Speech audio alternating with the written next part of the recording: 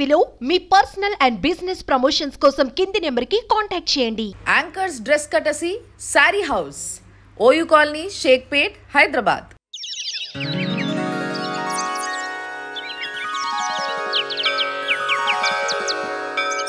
కౌసల్యా సుప్రజా రామపూర్వా సంధ్యా ప్రవర్తతే. ఉత్తిష్ఠ నరశార్దూలా కర్తవ్యం దైవమాహ్నికం. సుమన్ టీవీ ప్రేక్షకులకి నమస్తే. వందేళ్ల ఆలయం సనాతన వైభవానికి స్వాగతం. Sponsored by Sharma gold company. ఈరోజు నేను వచ్చేసిన బాలాపూర్లో ఉన్న సంతాన వేణుగోపాల స్వామి గుడికి. చూడండి పైన కిచ్చు భగవాన్ ఎంత ముద్దుగున్నాడో. అయితే ఈ గుడికి ఎన్నో విశేషాలు. ఈ గుడి దాదాపుగా 700 సంవత్సరాల క్రితం దీన్ని పునర్ప్రతిష్ఠ చేసిర్రంట. అంటే అంతకన్నా పాత గుడి అని అర్థమైంది కదా. కాబట్టి ఇప్పుడు లోపలికి పోదాము. నిజంగా చెప్తున్నా కదా, ఈడికి వచ్చిన వాళ్ళకి కొంగు జాసి నాకు పిల్లలు కావాలని కోరుకున్న ప్రతి ఒక్కరికి పిల్లల్ని ప్రసాదించిండంట ఆ గోపాల స్వామి. మరి ఆ స్వామిని కల్లారా చూసి మనసారా మొక్కుకోవాలి కదా. పాండ్రి పోదాము. అట్లనే గుడి కూడా చూపిస్తే చాలా అద్భుతంగా అందంగా ఆ పాత స్ట్రక్చర్ చాలా బాగుంటుంది. ఈషత్ ప్రపుల్ల సరసీరుహనారికేళ పూగద్రుమాది సుమనోహర పాలికానా ఆవాతి మందమనిల సహ దివ్య గంధైః శేషాద్రిశేఖర. ఫస్ట్ చూడుండ్రి, నేను లోపల పోకముందే ఈ బయట అంటే కొంచెం రంగులేసి కొత్తగా కనిపించేలాగా గుడి కొత్తగా కట్టినట్టుగా అనిపిస్తుంది, కానీ స్ట్రక్చర్ చూస్తే మీకు అర్థమైపోతుంది. ఫస్ట్ ఆ మధ్యలో కృష్ణుడు నిలబడ్డాడు. సో ఆ కృష్ణుడు, ఆ కింద ఆ డిజైన్ అంతా, ఇగో ఈ పిల్లర్స్ చూసారు కదా. ఈ పిల్లర్స్ మనం రెగ్యులర్గా పాత గుళ్ళల్లో చూసే పిల్లర్స్ ఇవి. అండ్ ఈ పిల్లర్స్ కూడా ఇట్లా అని వరుసగా మొత్తం పాత గుళ్ళల్లో ఇంత జాగుండి ఇట్లా ఉంటుంది. ఈ బండలు మాత్రం షాబాద్ బండలు కొత్త వేసిర్రు, అంతకుముందు లేకుండే. ఇప్పుడు ఈ ఎంట్రెన్స్ చూడండి, ఇది ఉంది చూసారా. ఈ ఎంట్రెన్స్లో ఈ గడపకి చుట్టూ ఆ పాత ఇట్లా పువ్వులు, అన్ని తీగలు, ఇలాంటి ఒక మోడల్ అంతా కూడా అప్పట్లోనే ఉండేది అన్నట్టు. తర్వాత ఇప్పట్లో అంతా మారిపోయింది, అట్లా ఏముంటలేదు కదా. మొత్తం అంతా పంచలోహాలతోనో వెండితోనో ఇట్లా మొత్తం అన్ని ఇట్లా చేపించేసి కడపలు మూసేస్తున్నారు. కానీ అప్పట్లో మాత్రం ఇట్లా మొత్తం డిజైన్లు వేసేసి మొత్తం పసుపు పెట్టి అలికి బొట్లు పెట్టి పూజించేటోళ్ళు, అట్లుండేది.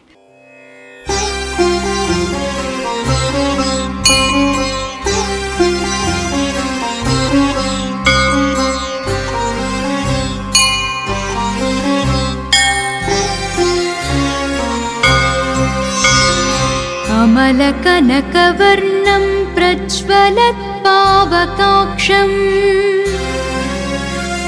సరసిజనిభవక్త్రం. ధ్వజస్తంభం ఇక్కడ నిలబడితే స్వామి అందంగా ఇక్కడి నుంచే కనబడుతుండే తెలుసా.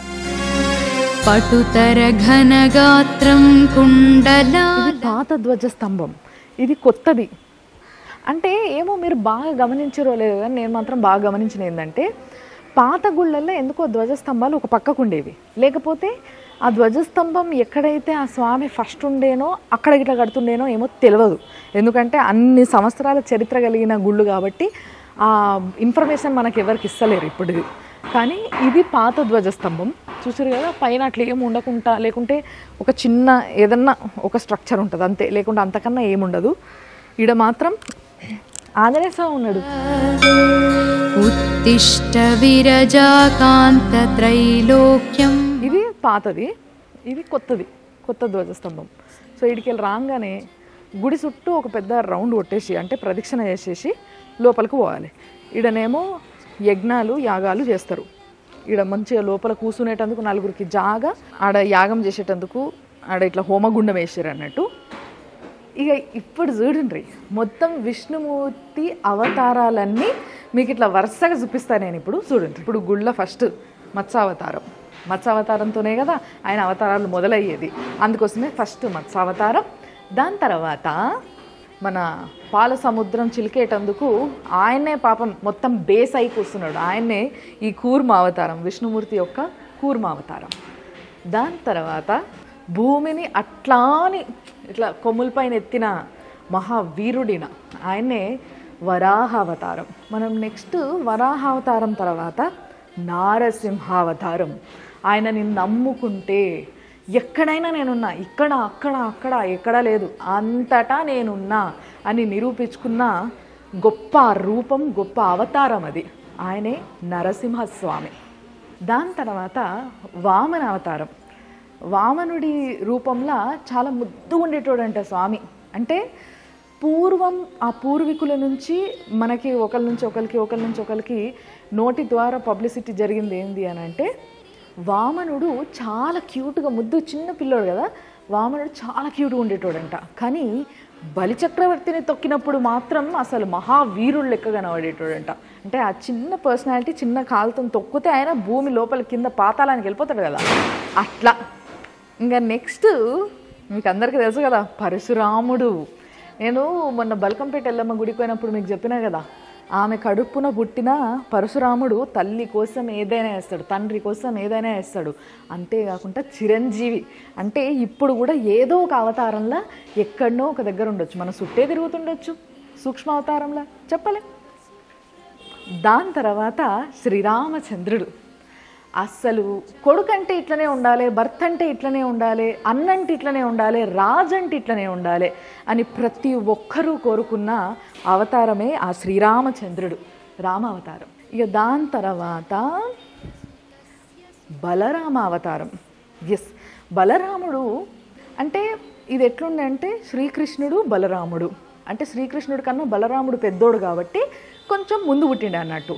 సో ఆయన అవతారానికి స్పెషాలిటీ ఏంటంటే, నెక్స్ట్ శ్రీకృష్ణుడు పుడతాడు కదా, ఆయనకి ఫుల్ సపోర్ట్ చేసుడు అన్నట్టు. అదే ఆయన అవతారం స్పెషాలిటీ.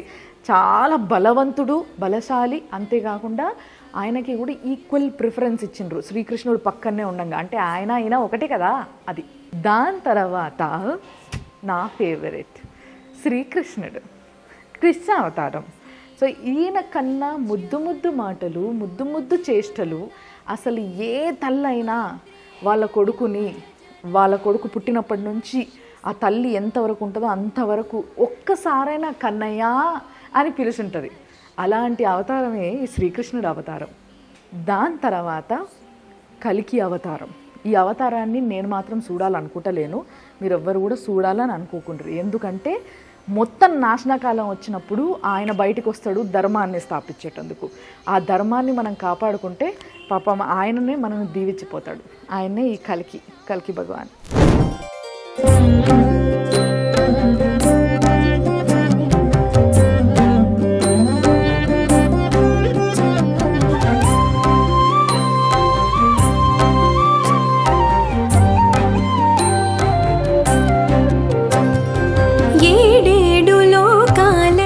వసుదేవసుతం దేవం కంసచాణూరమర్దనం దేవకీ పరమానందం కృష్ణం వందే జగద్గురుం. నమస్తే గురుగారు. నమస్కారం. మరి మామూలుగా నాకు ఈ గుడి చూస్తేనే ఎంతో పాతది గుడి.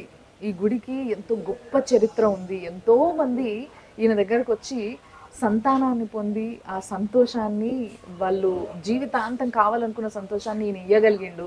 అంత గొప్ప స్వామి ఆ లోపల కూర్చున్నాయన అని విన్న తర్వాత నిజంగా చాలా సంతోషం వేసింది. ఎంతో మంది భక్తులకి చెప్పాలనిపించింది. మరి ఈ గుడి గురించి మరి మీకు ఎట్లా అనిపిస్తుంది? స్వామి గురించి మీరేమంటారు?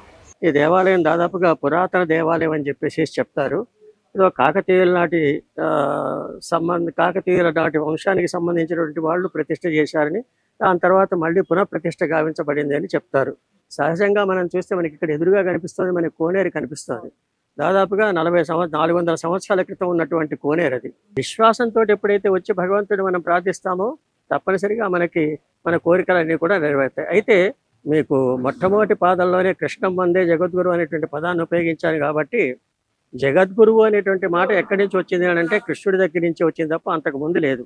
ఆ భగవంతుడు కలిగించినటువంటి అనుభూతి ఏమిటి అంటే, చక్కగా ఉండేటటువంటి విగ్రహం రుక్మిణి సత్యభామలు ఎక్కడ కూడా మీకు కనిపించరు. పాదాల లోపల రుక్మిణి సత్యభామలు ఇద్దరు కూడాను ఉన్నారు ఇక్కడ. మొత్తం మీద ఈయన సంతాన వేణుగోపాల స్వామి కాబట్టి, ఇక్కడికి వచ్చినటువంటి వ్యక్తులు కనుక సంతానం కావాలి అని కోరుకున్నట్టయితే, కేవలం సంతానమే కాదండి, నా అనుభవాన్ని చెప్పేదానికంటే ఆ అమ్మ ద్వారా భగవంతుడు నాకు ఇచ్చినటువంటి అనుభవం చెప్పుకోవటం ఉత్తమం. అస్మద్గురుభ్యో నమః.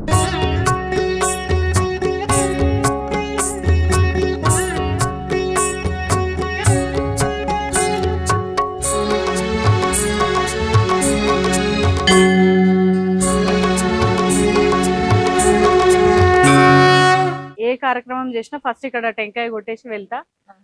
సంతాన వేణుగోపాల స్వామి టెంపుల్లో కోరుకున్నది ప్రతి ఒక్కటి ఖచ్చితంగా జరుగుతుంది. అందులో ఒకటి, ఈ గ్రామంలో ఇండ్ల మధ్యలో ఒక మంచి కోనేరు 10 సంవత్సరాలు 15 సంవత్సరాల క్రితము పురాతనమైంది, శిథిలావస్థ స్థితికి వచ్చింది అని కొంతమంది అన్నారు. కానీ దాన్ని మళ్ళీ రీకన్స్ట్రక్షన్ చేస్తూ మళ్ళీ ఈరోజు కొత్త గుడిలాగా స్థాపించి ఇక్కడ ఈ కొత్త క్రియేట్ అంటే వాతావరణం కూడా ఇక్కడ వచ్చి ఆధ్యాత్మికంగా ఒక 100-200 మంది అయినా కూర్చొని ప్రోగ్రామ్ చేసుకుంటట్టుంది. లోపల అమ్మవారి మహాలక్ష్మి మాత ఉంది, గోదాదేవి మాత ఉంది. అందుకని ప్రతి ఒక్క కార్యక్రమం కూడా ఈ టెంపుల్లో జరగడం జరుగుతుంది. థ్యాంక్ యూ అండి. నమస్తే. Thank you.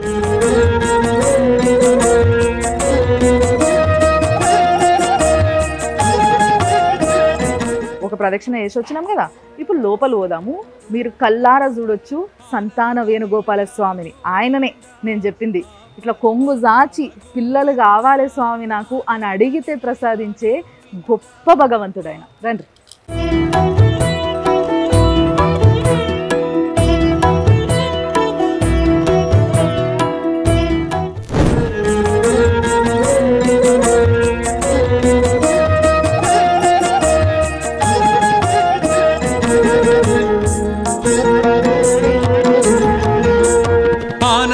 నిలయ గోవింద ఆపద్బాంధవ గోవింద, ఆనంద నిలయ గోవింద ఆపద్బాంధవ గోవింద, అంజనాద్రీశ గోవింద ఆశ్రిత వత్సల గోవింద, అంజనాద్రీశ గోవింద ఆశ్రిత వత్సల గోవింద, అలంకార ప్రియ గోవింద అనాథ రక్షక గోవింద, అలంకార ప్రియ గోవింద అనాథ రక్షక గోవింద, ఆండాళ్ నాయక గోవింద అక్రూర వరద గోవింద.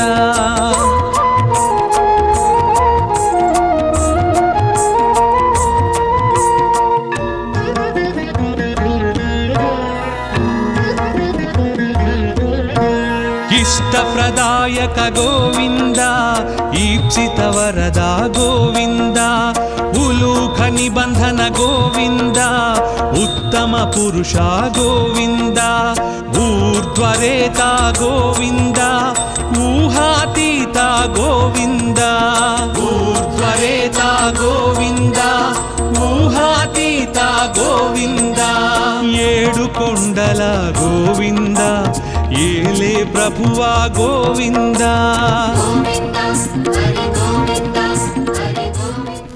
మరి ఇక్కడ ఏమేం పండుగలకి ఎలాంటి సంబరాలు జరుగుతాయి? ముఖ్యంగా సంతాన వేణుగోపాల స్వామి కాబట్టి వచ్చిన తల్లులు ఎలాంటి అంటే ఒక కోరిక తీరడానికి ఒక పద్ధతి ఉంటుంది ప్రతి గుళ్ళో. కొంతమంది ముడుపులు పెడతారు, కొంతమంది దీపాలు పెడతారు, కొంతమంది నైవేద్యాలు పెడతారు, ఇట్లా రకరకాలు ఉంటాయి. సో ఆ పద్ధతి ఏంది అనే విషయాన్ని మనం ఇప్పుడు పంతులు గారితోనే మాట్లాడి తెలుసుకుందాం. స్వామి నమస్తే. నమస్తే. బాగున్నారా? బాగున్నాము.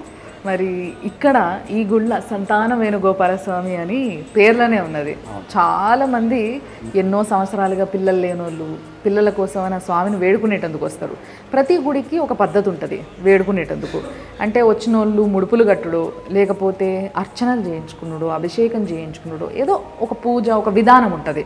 మరి ఇక్కడ ఆ స్వామిని వేడుకునే విధానం ఏంది? భక్తుల గురించి చాలా మంచి విషయాన్ని అడిగారు.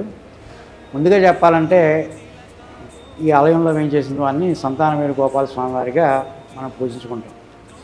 అయితే ఈ సంతాన వేణుగోపాల స్వామి అంటే ఒక సంతానాన్ని మాత్రమే కాదు ఇచ్చేది, స్వామివారి అన్ని కోరికలు తీరుస్తారు.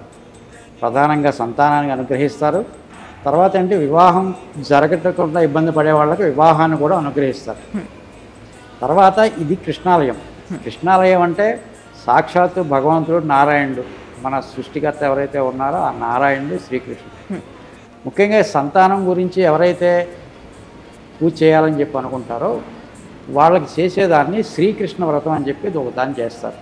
శ్రీకృష్ణ వ్రతం అంటే స్వామివారికి మొత్తం షోడశోపచార పూజలు అని చెప్పి నిర్వహిస్తారు. షోడశోపచార పూజలు అంటే స్వామివారికి కైంకర్యాలు ఉంటాయి. ఈ కైంకర్యాల్లో 16 రకాల కైంకర్యాలు ఉంటాయి. ఆ 16 రకాల కైంకర్యాల్లో అర్ఘ్యమని, పాద్యమని, ఆచమనీయమని, తర్వాత పుష్పార్చన, తర్వాత నివేదన, మంగళారతి, ఇలా మొత్తం 16 రకాలు ఉంటాయి. ఈ 16 రకాల విధానాలతో స్వామివారికి అర్చన చేయడం జరుగుతుంది. అంటే అది ప్రధానంగా ఏదైనా ఒక రోజు చేయడం జరుగుతుందా, ఎప్పుడు ప్రజలు కావాలనుకున్నప్పుడు అప్పుడు చేయించుకోవచ్చా? అంటే ఈ వ్రతాన్ని ఎప్పుడైనా చేసుకోవచ్చు. ప్రధానంగా ఏంటంటే ఈ వ్రతాన్ని ఏదైనా అష్టమ రోజున కానీ, రోహిణి నక్షత్రం రోజున కానీ, లేదంటే ఏదైనా ఏకాదశి రోజున కానీ, లేదంటే ఏదైనా వాళ్ళ జన్మతిథిని బట్టి వాళ్ళకి తారాబలం అని చెప్పి ఒకటి ఉంటుంది. వాళ్ళ భార్యాభర్తలు ఎవరైతే ఉంటారో వాళ్ళ భార్యాభర్తల యొక్క తారాబలాన్ని బట్టి చేసుకోవచ్చు. దీనికి ఏంటంటే ఈ మూఢముతోనూ వీటితో సంబంధం అయితే ఉంది. తర్వాత ఇంకోటి ఏంటంటే ప్రధానంగా ఎవరైతే వివాహం జరగకుండా వివాహం ఆలస్యం ఇబ్బంది పడుతుంటారో వాళ్ళు కూడా రుక్మిణీ కళ్యాణం అని చెప్పి ఒకటి నిర్వహిస్తారు. ఆ రుక్మిణీ కళ్యాణం జరిపించుకుంటే త్వరగా వివాహం జరుగుతుందని చెప్పి పూర్తి విశ్వాసం ఉంది ఇక్కడ. ఎందుకంటే స్వామివారు రుక్మిణీ సత్యభామ సమేతంగా వేయించేసి ఉన్నారు. ఎప్పుడు జరుగుతుంది ఆ కళ్యాణం? కళ్యాణం అనేది మామూలుగా జరిగేది ఇక్కడ మామూలుగా ఈ ఆలయం ప్రకారం ఇక్కడ మాఘ పౌర్ణమి రోజున చేస్తారు. ఓకే. ప్రతి సంవత్సరం మాఘ పౌర్ణమి రోజున ఉత్సవంగా చేస్తారు. ఆ రోజు విశేషంగా చేస్తారు.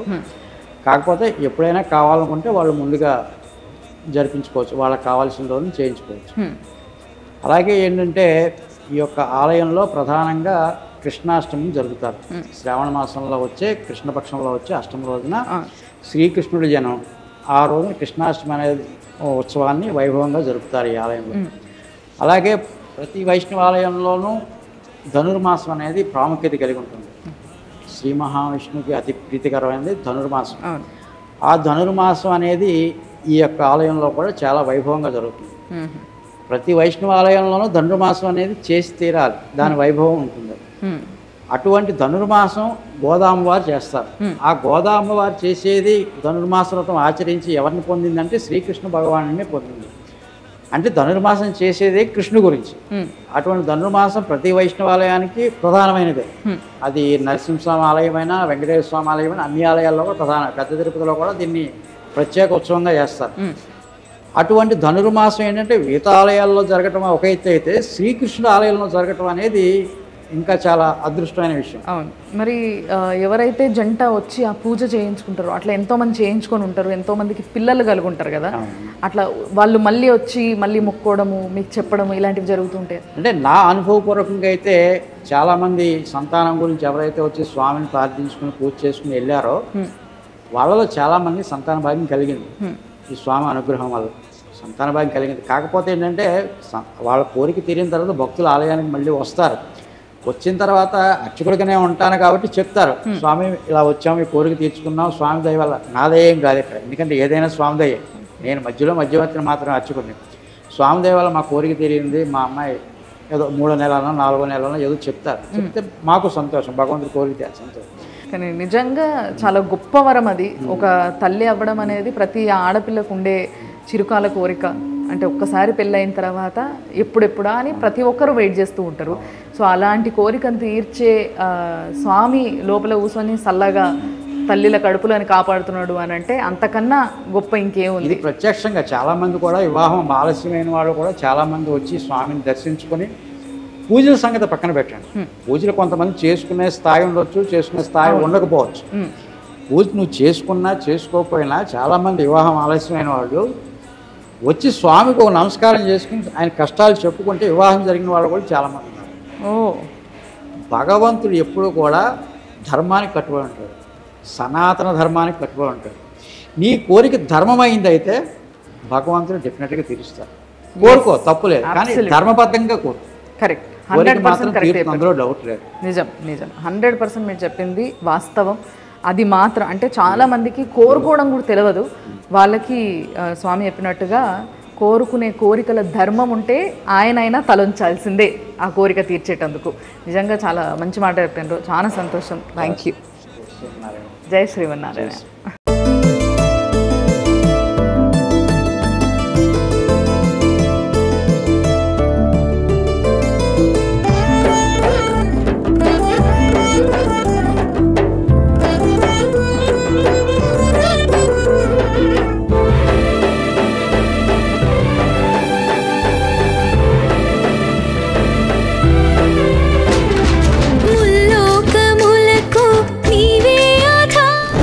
రుక్మిణి సత్యభామ సమేత సంతాన వేణుగోపాల స్వామి ఆయన.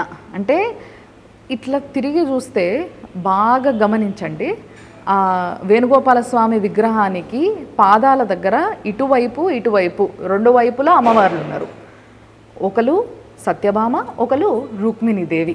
సో అందుకోసమే వాళ్ళ ముగ్గురిని కలిపి మనం దర్శించుకుంటున్నాం అన్నట్టు. సో అది ఆ స్వామి మూర్తి కలకలలాడిపోతున్న ఆ ముఖము, ఆ కిరీటము, ఆ శంకు చక్రాలు, ఎంత అందంగా ఉన్నాడు కదా. ఆయన అంటేనే అందం అబ్బా. రండి. తర్వాత ఆ స్వామివారికి ఒకవైపు గోదాదేవి ఉంది. ఈ గోదాదేవి విగ్రహానికి ఒక స్పెషాలిటీ ఉంది ఈ గుళ్ళ. ఏంటిది అని అంటే, ఒక దంపతులు ఇద్దరు వచ్చి ఇక్కడ స్వామికి మొక్కుకున్నారంట. 15 సంవత్సరాలుగా పిల్లలు లేని దంపతులు, మాకు పిల్లలు కావాలి స్వామి 15 సంవత్సరాలు అంటే, అప్పటికి కూడా వాళ్ళు అన్ని కోరికలు వదిలేసుకున్నారట. పాపం చాలామంది డాక్టర్లు, అమ్మ ఇంకా కారమ్మ మీకు, మీరు పెద్దగా ట్రై చేయకుండా కూడా ఇంకా కాదు, లోపం ఉంది అన్న విషయాన్ని స్పష్టంగా డాక్టర్లు చెప్పినాక కూడా ఇక్కడ ఈ పలానా గుడి ఉంది మీరు పోయి మొక్కుకోండి అని ఎవరొకరు చెప్తా ఉంటారు కదా, ఇక తెలిసిన వాళ్ళు. అట్లా చెప్తా ఉంటే ఒకసారి వచ్చిర్రట, పెద్దగా ఆశ లేకున్నా అన్ని ఆశలు నిరాశలు అయిపోయిన తర్వాత వచ్చి ఆ స్వామిని సరే మొక్కుకుందాం దర్శించుకుందాం అని చెప్పి కేవలం 2 చేతులు ఎత్తి దండం పెట్టి ఆ స్వామికి పండ్లు పూలు ఏవైతే తెచ్చిండ్రో అవి ఇచ్చేసి పూజ చేయించుకొని వెళ్ళిపోయినరట. కానీ తర్వాత అతి తొందరగా దాని తర్వాత 1 నెల వరకే చూసి వెంటనే మళ్ళా ఇక్కడ పంతులు గారికి చెప్పడం జరిగిందంట వచ్చి, ఇట్లా ఆమె గర్భవతి అని చెప్పేసి. సో అట్లా 15 సంవత్సరాలుగా పిల్లలు లేని వాళ్ళకు కూడా పిల్లలు కలిగినరంట. అంత గొప్ప గుడి ఇది. ఆ పిల్లలు కలిగిన వాళ్ళు ఎవరైతే ఉన్నారో వాళ్ళు చాలా సంబరంగా తర్వాత ఇక్కడ గోదామాత లేదు కదా, గోదామవారు లేరు కదా, ఆ విగ్రహాన్ని మేము ఈ గుడికి ప్రసాదించే శక్తి మాకు దేవుడు ఇచ్చినందుకు మా సంతోషము, కాబట్టి మేము ఒక కార్యాన్ని చేద్దాం అనుకుంటున్నాము మీ పర్మిషన్తోనని అడిగితే, తప్పకుండా ఎందుకు కాదనాలి, ఆమెనే మీ చేతుల మీదట ఈ గుడికి రావాలనుకుంటుందేమో అని చెప్పేసి గోదామాతని తెప్పించుకొని ఇక్కడ ప్రతిష్ఠించడం జరిగిందనమాట. గోదామాత సమేత ఆల్వార్ల సన్నిధి అన్నట్టు. 12 మంది ఆల్వార్లు ఉంటారు, అన్ని గుళ్ళల్లో ఉండరు వీళ్ళు. విష్ణుమూర్తి ఏవైతే గుళ్ళు ఉంటాయో దాంట్లో 3 మినిమం ఉంటారు. ఒకవేళ 12 మంది ఉంటే దీంట్లో రకరకాల పూజలు చేయాల్సి వస్తుంది. రకరకాల అంటే టైం టు టైం పూజలు నైవేద్యాలు అన్నీ జరిగి తీరాల్సిందే అన్నట్టు. ఇక్కడ ఇది చూసారు కదా. దాని తర్వాత స్వామివారికి ఇంకోవైపు మహాలక్ష్మి, శ్రీ మహాలక్ష్మి. చూడండి, మహాలక్ష్మి అనగానే ఆ పేర్లోనే ఒక కళ్ళు ఉంటుంది. ఫస్ట్ ఆ అమ్మవారు ఇంకోవైపు ఉంది. సో వచ్చిన వాళ్ళందరూ ఆ స్వామి తర్వాత ఇటు ఈ అమ్మవారిని అటు ఆ అమ్మవారిని ఇద్దరిని మనసారా మొక్కుకొని పోతారు అన్నట్టు. మీరు కూడా మొక్కుకోండి.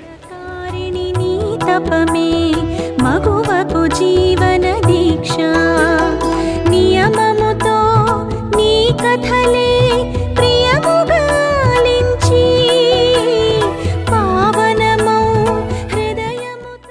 చూసారు కదా, స్వామిని దర్శించుకున్నారు కదా. ఇక్కడ ఇంకొక స్పెషాలిటీ ఉంది. ఏంటిదో తెలుసా? ఇప్పుడు హోలీ పండుగ వస్తుంది కదా మనకి, ఇప్పుడు రాబోతుంది కూడా హోలీ పండుగ. హోలీ పండుగ నాడు ప్రతి సంవత్సరం డైరెక్ట్గా ఆ ధ్వజస్తంభం పక్క నుంచి వెళ్ళి సూర్యకిరణాలు పొద్దున్నే మంచిగా సూర్యకిరణాలు అట్లానే ఆ దేవుడి పాదాల పైన పడతాయంట. పాదాల దగ్గర నుంచి మొదలైన ఆ కిరణాలు మెల్లగా మెల్లగా మెల్లగా ఆ స్వామి శిరస్సు వరకు చేరుకుంటాయంట. అట్లా ఒక 5 నిమిషాలు 5 నుంచి 6 నిమిషాలు ఆ ప్రక్రియ జరుగుతుందంట. అప్పుడు వైభవంగా ఇట్లా కాంతులతోని ఇట్లా కాంతులు విదజల్లుకుంటా ఆ స్వామి మెరిసిపోతుంటాడంట. అసలు నిజంగా అంత బాగుంటుందంట ఆ మూర్తి. అది మాత్రం కేవలం హోలీ పండగ రోజు వచ్చిన వాళ్ళకి పొద్దున్నే ఒక టైం ఉంటుంది, సూర్యకిరణాలు పడే టైము. ఆ టైం నుంచి ఒక 4 రోజులు 3 నుంచి 4 రోజులు మాత్రమే అదృష్టం కలుగుతుందంట సంవత్సరంలో. ఆ 3 నుంచి 4 రోజులు మాత్రమే. సో అలాంటి ఒక గొప్ప విశేషం ఈ గుళ్ళు ఉందన్నమాట ఈ స్వామి దగ్గర. సో ఆ స్వామిని అప్పుడు చూసే అదృష్టం ఎంతమందికి దక్కుతుందో తెలియదు, కానీ ఇక్కడ పంతులు మాత్రం చాలా అదృష్టవంతుడబ్బా. ఎందుకంటే లోపల గర్భగుళ్ళ నిలబడి ఆ స్వామిని ఆ విధంగా చూసిందంట. అదన్నట్టు అదొక స్పెషాలిటీ. ఇంకొకటి ఏంటంటే, ఈ గుడికి 700కు పైగానే సంవత్సరాల చరిత్ర ఉంది అని మనం చెప్పుకుంటున్నాం కదా.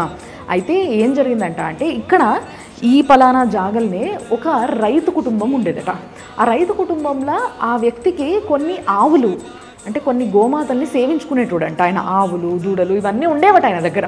సో వాటన్నిటినీ మేపడానికి ఇట్లానే తిప్పేటోడంట. అట్లా తిప్పి తిప్పి తిప్పి ఒక దగ్గర అలసిపోయి పడుకుంటే ఆయనకి కలల ఈ వేణుగోపాల స్వామి కనిపించిండంట. కనిపించి ఈ పలానా జాగలో నేనున్నా, నన్ను తీయండి, నన్ను బయటికి తీసి ప్రతిష్ఠించి పూజలు చేయమని అడిగిండంట.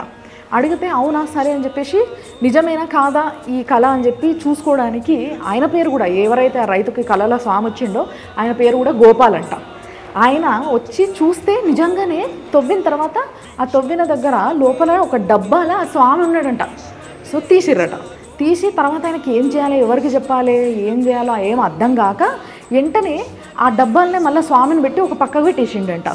తర్వాత మళ్ళీ కొన్ని రోజులకి మళ్ళా స్వామి కళలో కనిపించిండంట.